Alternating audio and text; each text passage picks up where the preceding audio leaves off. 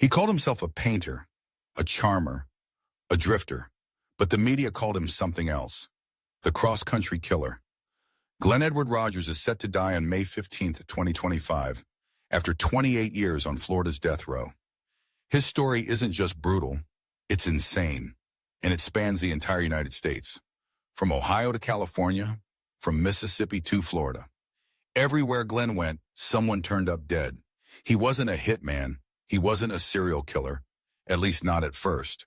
But by the time police figured out who he was, he had already confessed to killing over 70 people.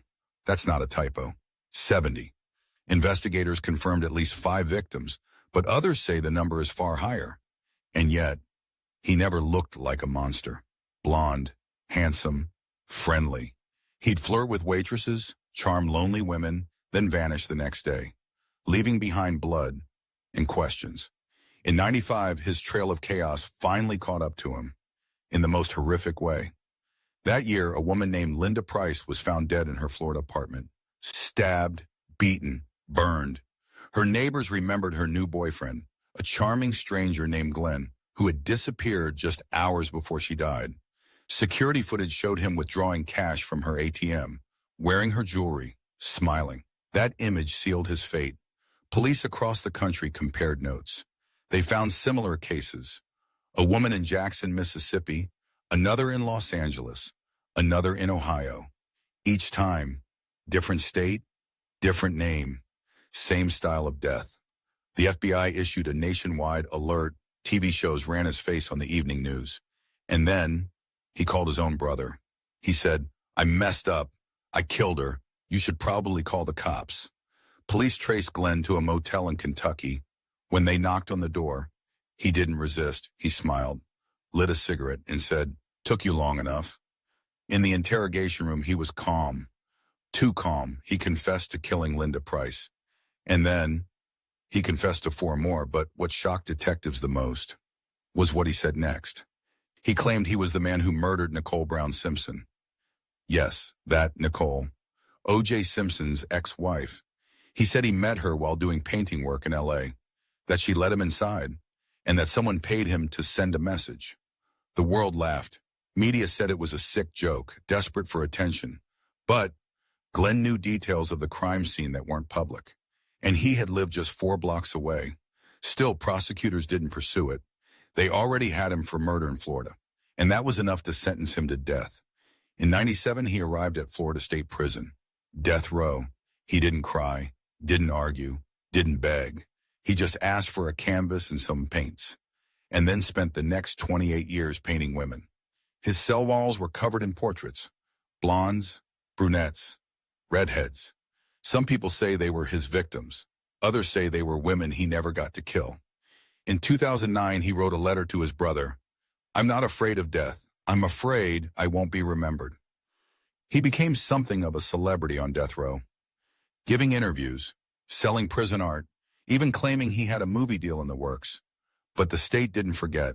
And this month, Florida scheduled his execution. May 15th, 2025. 9:00 p.m., lethal injection. Glen hasn't asked for a clemency. He hasn't filed appeals. He hasn't spoken to anyone in 6 months.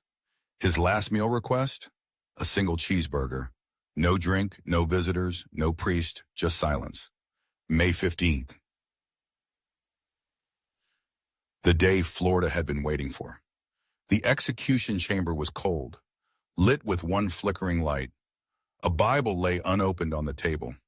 Glen Rogers entered quietly, wearing the same smirk he had 28 years ago. He looked toward the witness window, but no one was there. No family, no friends, no victims' relatives. The warden asked, "Do you have any final words?" Glen paused, took a breath, and said, "I painted over everything I ruined. Some of it was ugly, some of it was beautiful, but none of it was a lie." And then he laughed, soft, slow, like he knew something no one else did. At 9:02 p.m., the IV began. 3 chemicals entered his veins. By 9:08, Glen Edward Rogers was dead. No movement, no struggle, just silence. But here's what haunts people most. A week before his death, the FBI quietly reopened 4 unsolved murders. all women, all between 1993 and 1990, all had ties to cities Glen once passed through. One was found with a red rose placed on her chest. Another, paint smeared on her walls. Was it his signature? Or was he just a good liar who wanted to be remembered?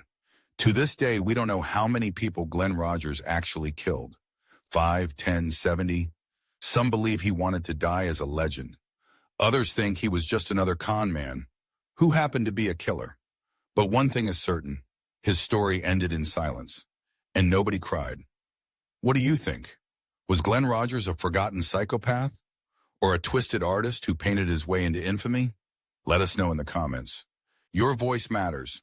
And if you want more true stories of death row, twisted lives, and final moments, subscribe to the channel. This was Final Countdown. The last days of Glen Edward Rogers. Tomorrow we tell the next story.